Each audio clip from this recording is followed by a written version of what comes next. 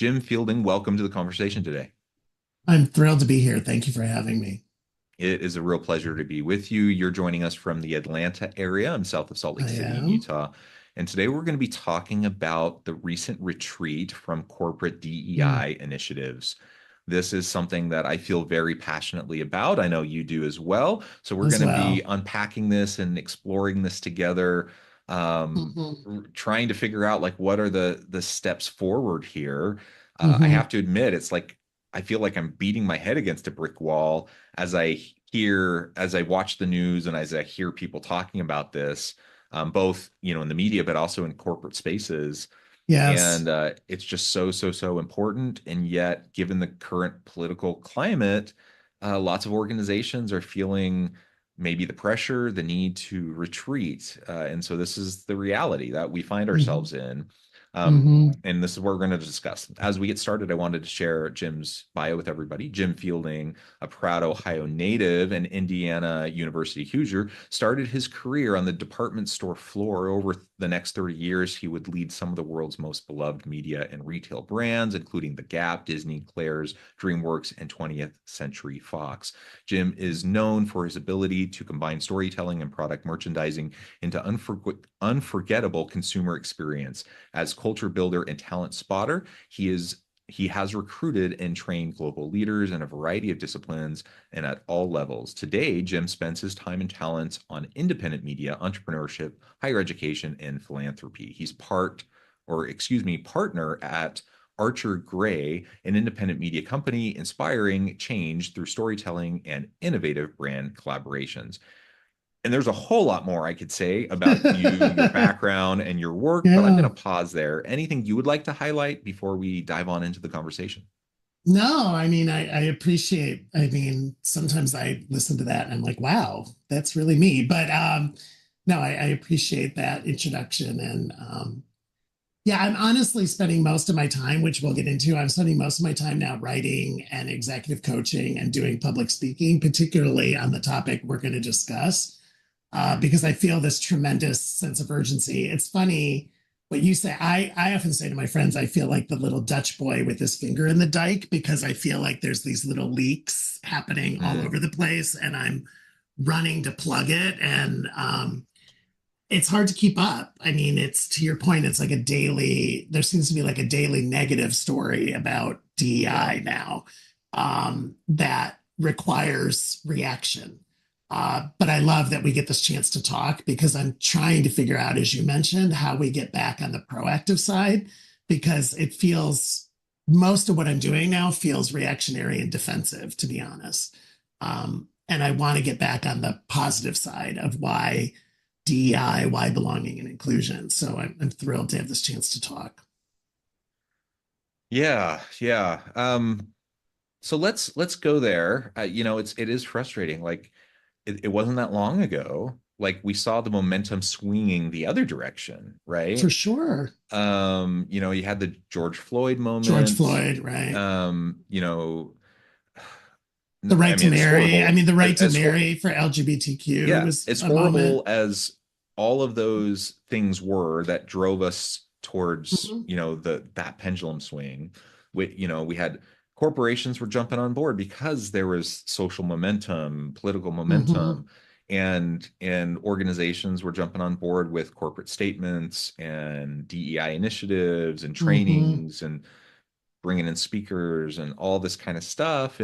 And I think in part probably because there was a lot of performative work happening in organizations, not enough of the real work that needed to happen. Yes. Um, that's partially why the backswing has been happening. Mhm. Also a lot of political nonsense and all that Right. kind of stuff also is certainly part of the dynamic. But now we find ourselves, the pendulum swinging the other way, and so organizations are backtracking, pulling back. Just recently, Mhm. it was just in the last week or so, Walmart announcing they're pulling back a lot of their Mhm. DEI initiatives. Um, Yeah. if you turn on any sort of right leaning or right wing media, it's like almost all they talk about is Mm-hmm. the woke agenda and DEI, this, Anti-wokeness. that, Yeah, or the other, anti-wokeness. right? And it's like, how did we get here? How did we get from the point to the, where we're it as I think about it, diversity, equity, inclusion, belonging, how did these become dirty words? Like it's I about know. it's about dignity and respect, treating people with dignity and respect, treating Totally. people well, yet they've become so politicized and it's become dirty words, and we can't do like even just common sense things to just treat people well, yet that's the reality that we're in currently. Well, I mean, I think you make such an important point, John, because, I was raised in the I'm a proud Midwesterner, as you said, a proud Ohioan. And we were raised, we were a religious family, a spiritual family, but we were literally raised on the golden rule: do unto others as you would have done unto you, right? And to me, that's DEI, right? Right. Is Yeah. treat people the way you want to be treated. And we all want to be respected and safe and listened to. And I, the benefit of age is I was there when the early parts of DEI rolled out, before even George Floyd. I mean, George Floyd was later, but I was at Sure. Disney. I was at Disney in the early 2000s when a lot of this was going on. But DEI was about, I mean, the American with Disability Act came out of DEI, right? I Yeah. mean, there was so many positive things came out of DEI. And I think what we're up against, to be honest, is a very organized right wing, far right plan to dismantle this stuff. And it's in Project 2025. I don't want to go down that road, but it's been very systematic and it's been going on for years. They've been playing the long game on this. And I think one of the things we haven't done a great job as centrist or people on the left is playing the long game and educating and reminding people why DEI exists and what the benefits are of DEI. You and I were talking about before we came on air. Um, you know, I I worked for some of the world's biggest companies: Disney, DreamWorks, Fox, Gap. There was also a capitalistic competitive reason for doing DEI. And that was Sure. because the world, if you look at the workforce, particularly the workforce, when you start looking at 2030, 2035, we're going to have the most diverse workforce we've ever had. And I'm talking about all the definitions of diversity: Yeah. class, color, sexual identity, gender. It's so, to me, I was running teams anywhere from 100 people up until, at Claire's, I was like over 10,000 people. I was by nature managing diversity because there's no way that all 10,000 people were exactly the same. They didn't, Right. Yeah. and so to me, it was just common business sense to manage diversity. And my entire thing has been creating these psychologically and safe, respectful workplaces and communities where people can bring their most authentic selves to work. And that's including their diversity, whatever they want to share about their diversity. And that's what I always have to remind people with DEI. It was about neurodivergence. It was about physical differences. It was about gender differences. It was about race differences. And unfortunately, especially in the election cycle we're still living with, it became very much about LGBTQ, and it became very much about, frankly, the trans community within LGBTQ. Yeah. And as a marketer, brander, communication specialist, even though I don't agree with it, I have to admire how on message the far right was with that. And I don't think we, again, in the center or the left, did a very good job educating back against it. And, you brought up Walmart. I mean, I posted a very direct message about Walmart last week on LinkedIn because they formed the Center for Racial Equity right after George Floyd 5 years ago. And now they miraculously are defunding it and closing it down. And my note was, oh, that's because all of the racial issues in the country are now solved. I mean, we all know that's not the case, right? And and I've really struggled because there's a couple spokespeople, self-anointed spokespeople on the far right, who are evidently the anti-DEI spokespeople. And I don't feel like I'm like where's, it's like point counterpoint, right? And like where's the counterpoint from the other side to say, whoa, whoa, whoa, wait a minute. Managing belonging, managing with a diversity lens or a belonging inclusion lens is actually good for business, it's good for society, and it's good for communities. Where is that? Like, where's that narrative? And I feel I have to use my platform, my writing and my speaking and my coaching and things, podcasts like this. I'm not anointing myself as the spokesperson for the other side, but I feel like we have to be telling the stories of it because we're only hearing one narrative, and that's extremely worrisome. Well, yeah, I mean, you make a great point. The business case for DEI. Totally. I mean, the human case should be enough, but Yeah, the moral, ethical, human. You want it to be enough, but there you is a want it to business be case. enough. The moral, ethical, Ethical, human totally. case should be enough. But if it's not enough, the business case is so freaking clear So that clear. it's so clear that we have better creativity, better productivity, better efficiencies, more Mm-hmm. innovation. All of these things, all of these outcomes are so much better when we have better a better handle on diversity, when we have more inclusion, when we have a better sense of belonging, where people bring, like you said, Mm-hmm. their whole true, Their whole genuine, selves. authentic self And that, to the yes. workplace. And that includes immigration, right? That includes Yeah. legal immigration, that includes the melting pot that is America.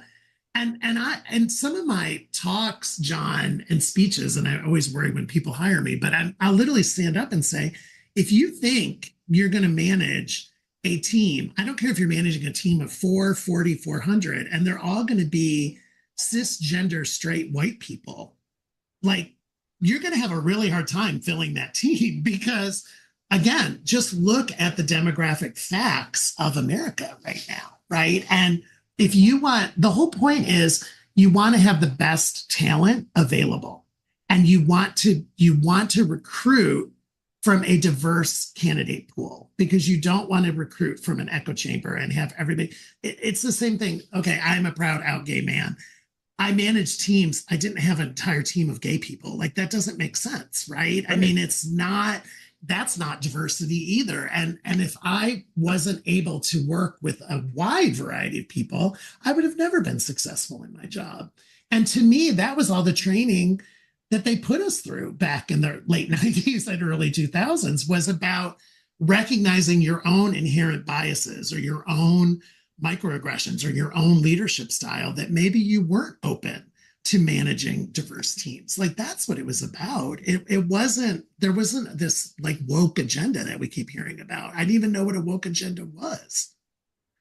When I hear woke agenda, I'm like, my woke agenda is to treat people well and to be kind. Right. I mean, Kind, authentic kindness, 100%. I'm like, I don't think it's wrong of me to be kind to everybody, regardless of their background, their educational background, where they grew up, the color of their skin, their gender identity, their sexuality. Like, I don't think that's wrong to just be kind.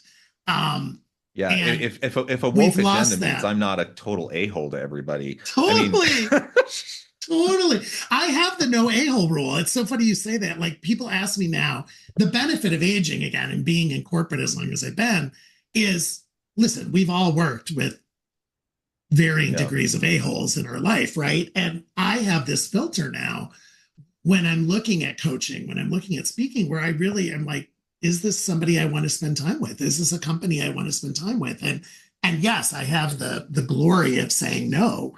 But that is a huge filter for me because I'm like, I'm not going to put my and it goes back to my whole thing about physically and psychologically safe spaces. Why would I put myself in a space where I don't feel comfortable to be my authentic self? I'm not doing that anymore. I'm just not doing it. And I don't want anyone to have to do that. yeah. And you mentioned earlier, there's so many different forms of diversity, right? So And many. it's not just the outward things. It's not just Mm-hmm. race, Mm-hmm. ethnicity, It's not just gender. These are the things we often talk about, but it's neurodiversity, Totally, it's socioeconomic diversity, it's totally. all sorts. And Right. these are all the things we should be, reminding people about. And there And be really are. comfortable with. Yeah, absolutely. And I am a straight cisgender white dude, Yeah. and I am, and I can't help the fact that That's I your am. truth. I was going to say, that's your authenticity. I That's your am, authenticity. and the reality is I'm embarrassed. I'm a little bit embarrassed by that because it's a lot of straight cisgender white dudes that are the anti-woke, anti-DEI people because they feel threatened. They feel their privilege is threatened. And that's Yes. a lot of what They're this losing, backlash they're is. losing, they're losing something. Right. And yeah, listen, I was a political science major in Indiana, and I have struggled post election because because particularly not as much your generation, John, not assuming how old you are, but I'm really concerned by the younger straight cisgender white men who seem to have been educated somehow differently than I was. And I, I, I totally, we need people like you. We need people like you who are allies, who are, who are saying, I'm going to embrace all kinds of diversity, belonging, and inclusion. And I love what you were talking about, because one of the trainings we went through, and again, I give Disney so much credit for this. We went through visible and invisible diversity training, right? Because there's the visible that you talked about. Like when you walk into the room, I know what color you are, I know how tall you are, I know if you're thin or medium sized or maybe stocky. I don't know if you have neurodivergence. I don't know if you have Right. hearing loss. I don't know if you can't see out of one eye, right? There's so many invisible things. And also you as a cisgender straight white man, you may have a family member who Right. is different. You may have a son, a daughter, a brother, right? Like that's part of your authenticity. And my whole thing is, again, I'm not trying to create safe spaces just for the LGBTQ community or just for people of color. It's safe spaces for everybody.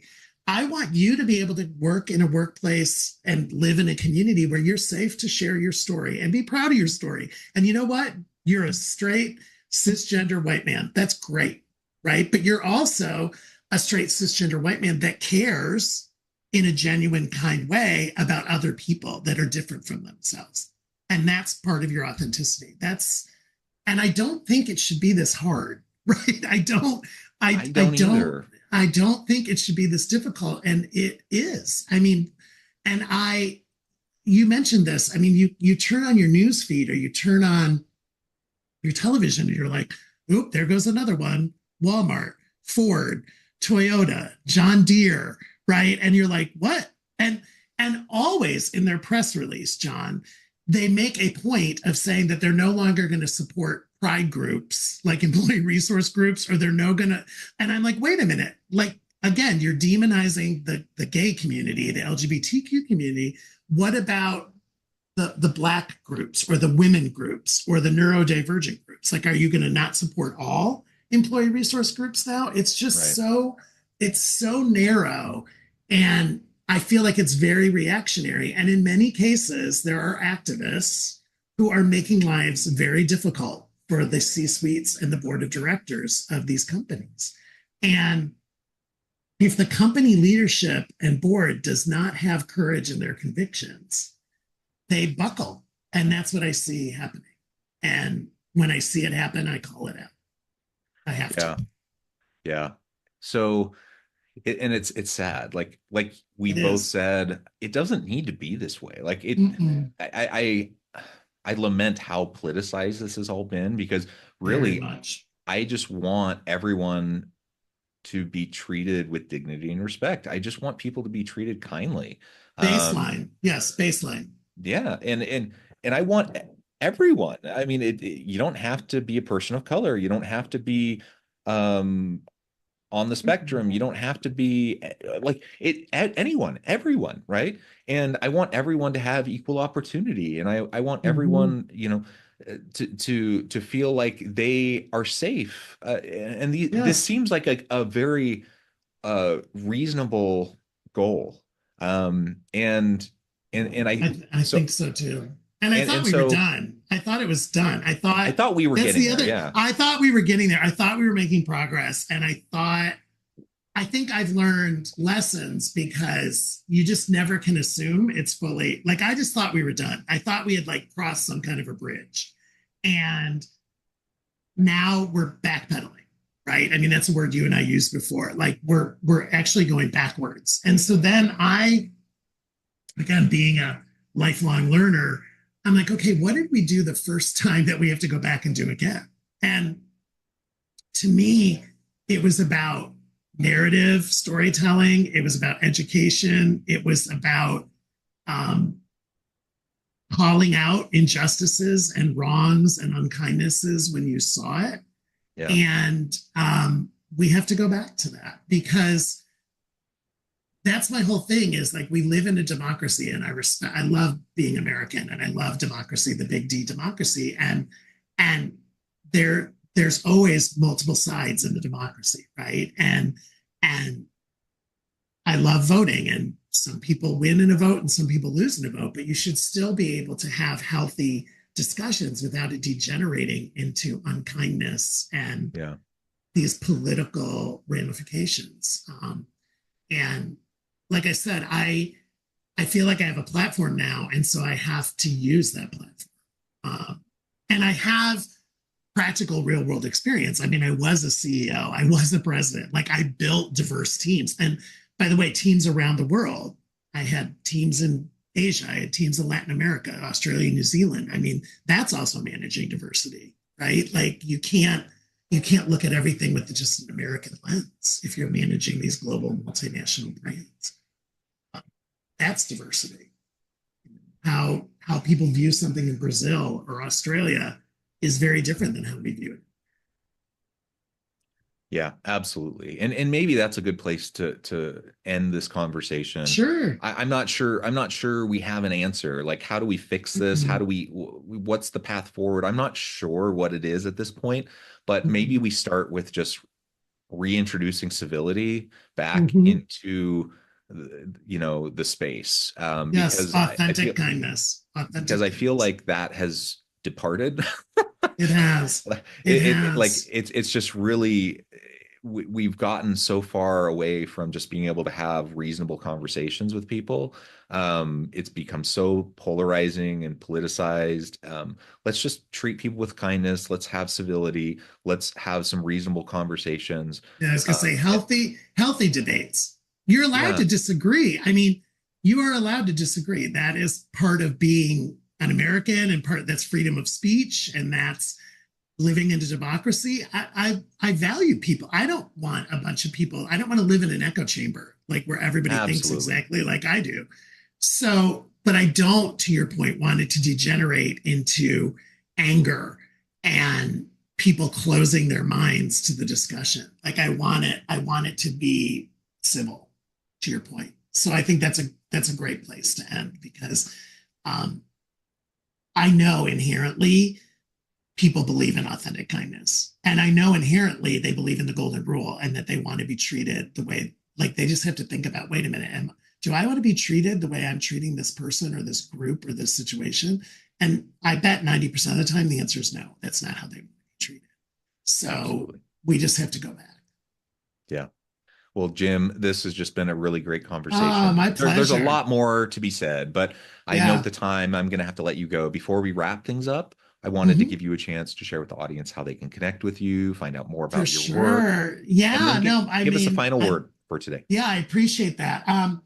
I listen, my website is hijimfielding.com. So easy to find me. You can find me on LinkedIn, Instagram, TikTok. I have a book out called All Pride, No Ego. Very easy to search, audio book and written book. And I guess my parting thought is one of the lessons in the book I talk about, because the book is organized around life lessons. The last life lesson of 10 is authentic kindness is more important than being right or being first. And I think that's Mm, just a really great way to end this, is that I am as competitive as the next person. I worked at some of the world's largest brands successfully, but I always had the filter that I wanted to lead with authentic kindness. And I think that that's possible. Great. That is a wonderful way to end it. Thank you so Thank much, you. Jim. I Thank appreciate you. the insights, the wisdom. I encourage the audience to reach out, to get connected, find out more about what Jim can do for you. Check out the book. And as always, I hope everyone can stay healthy and safe, that you can find meaning and purpose at work each and every day. And I hope you all have a great week.